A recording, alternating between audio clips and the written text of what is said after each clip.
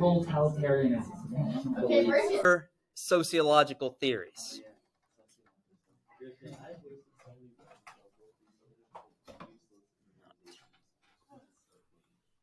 Our objectives.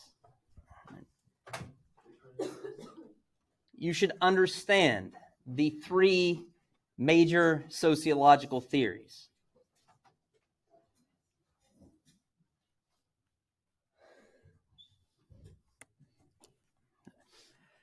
And more importantly, you should be able to apply them to things that are actually happening in the world, right, or have happened in the past, and also use them to explain why people do what they do, right? Explain human behavior.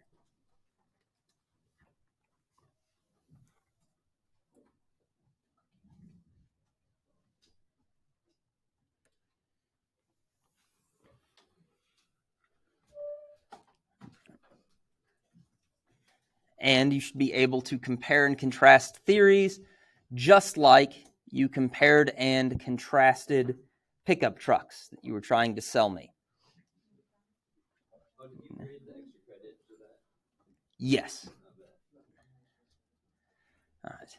And part of that is a comparison in order to be able to judge the strengths and weaknesses of the theories.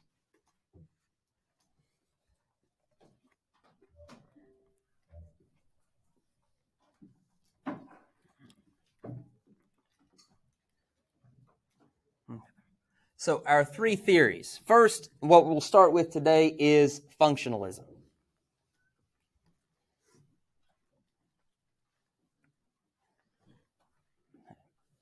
After functionalism, we will look at a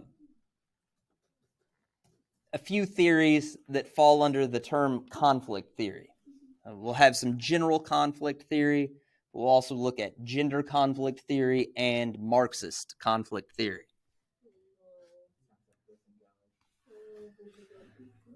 Okay. And third, we will study symbolic interactionism, which is the newest of our theories.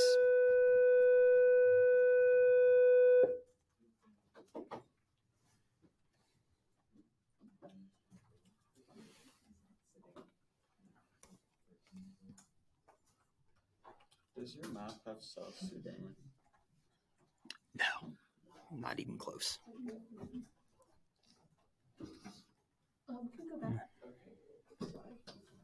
Oh, great.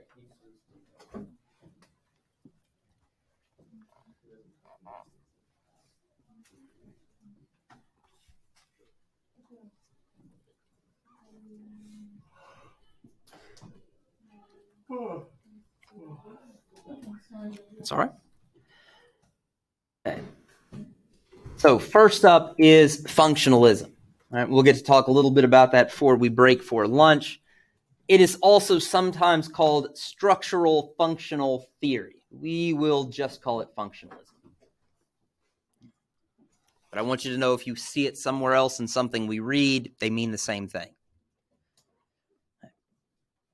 And the reason it's often called structural functional theory is that functionalism tells us that society is like a structure. And it has interconnected, interrelated parts. Kind of like a mechanical watch, like this Rolex movement here. Okay. And the parts are all working together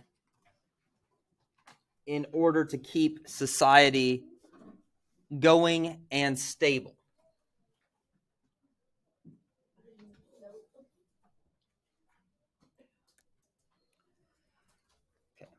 And this is what Talcott Parsons, another famous sociologist, referred to as dynamic equilibrium. Is he French? Parsons? No. No, I have French too, and whenever I hear the word parson, I think parson. No, I don't. I think he was probably English or American. I can't remember. All right. We call it dynamic because it is active, right? The different parts of society are engaged with one another. They're moving, they're going through their own things. But it's an equilibrium because the total overall output of all of those interactions is a balance. Kind of like a mechanical watch. You have springs and gears and pieces all moving on their own, right? But they're all working together to keep time. For a different analogy of this, right, for Herbert Spencer, right, if you might remember him as Mr. Mutton Chops, society was like a living thing. Right? And the organs of society, much like the organs of the human body, work together to keep it alive. They also evolve over time to ensure survival.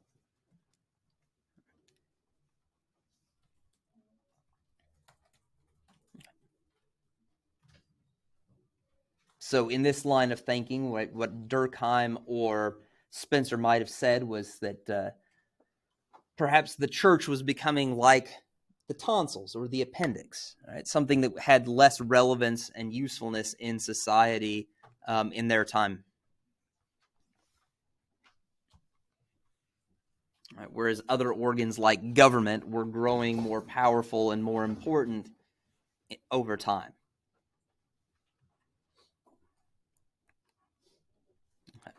But of course, again, you might think about it, depending on your analogy, as more like a machine. Mechanical watch, car engine, right? Anything like that. Right? Or maybe a computer. All right. Please save your notes and upload them to Canvas. If you don't have time to do it before lunch, just leave it open. It won't be late if you turn it in after lunch. But we're going to stop there, and I do want you to make sure you get that turned in today. That's it.